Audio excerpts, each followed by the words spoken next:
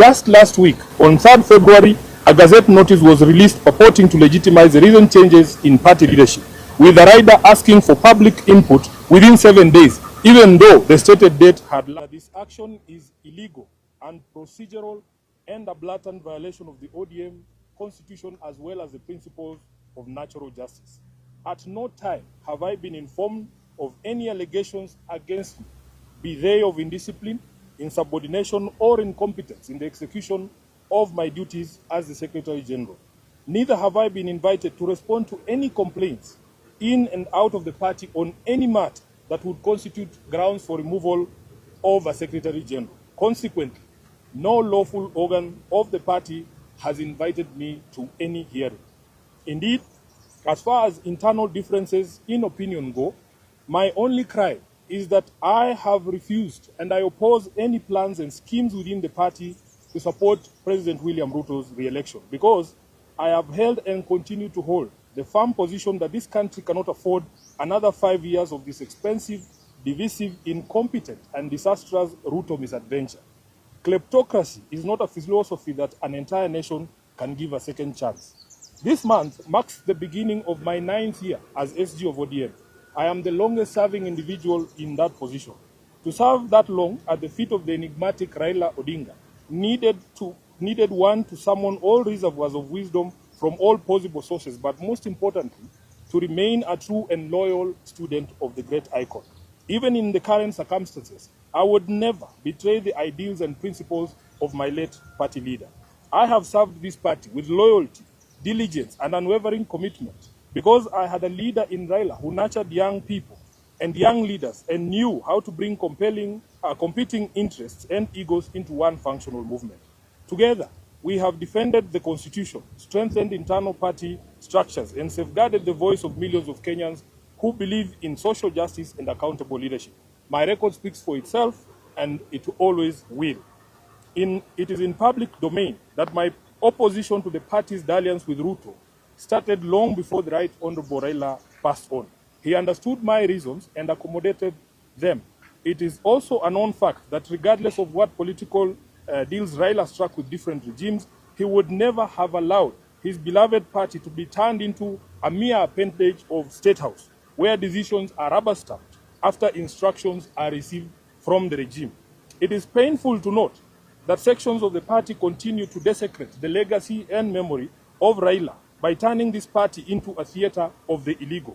Just last week, on 3rd February, a Gazette notice was released purporting to legitimize the recent changes in party leadership, with the rider asking for public input within 7 days, even though the stated date had lapsed by 3 weeks.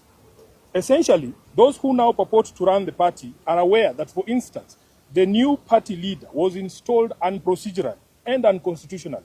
These shortcuts and illegal edicts reflect the bad manners that progressive institutions and individuals pick up as soon as they get cozy with William Ruto.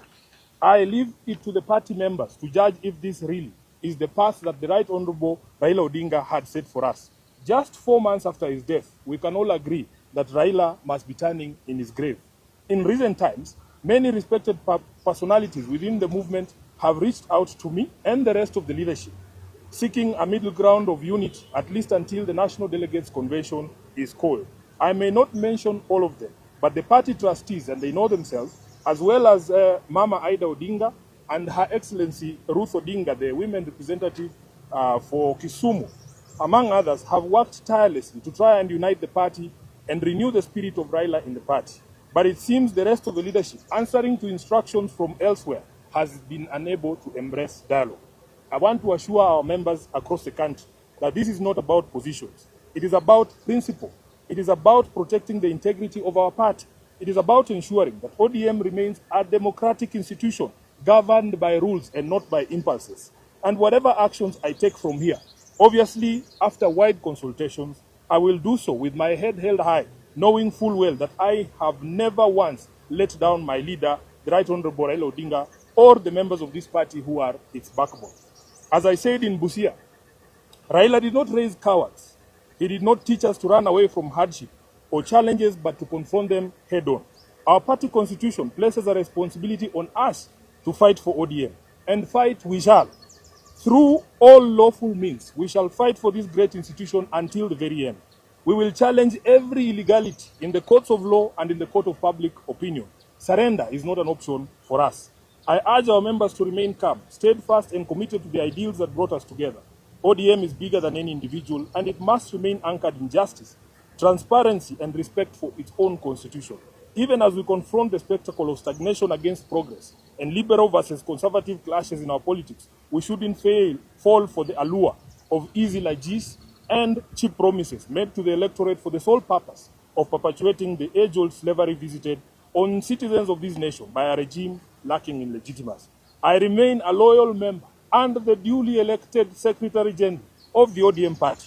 I remain committed to the struggle for a fair, just, and democratic Kenya. As I navigate this period, I ask for your prayers and goodwill, but most importantly, for all of you to remain vigilant in guarding the freedoms that Raila Odinga taught us never to compromise over.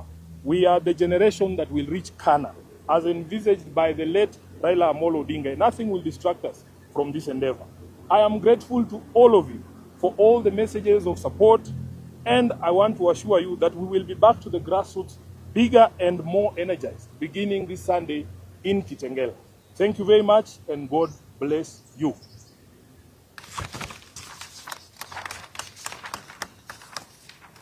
So we will allow the Deputy Party Leader to say a few things. The Honorable Governor James Orengo will say a few things, and the Honorable Winnie Odinga will say a few things. Then we will take questions. Thank you. I think a few days back, I raised an alarm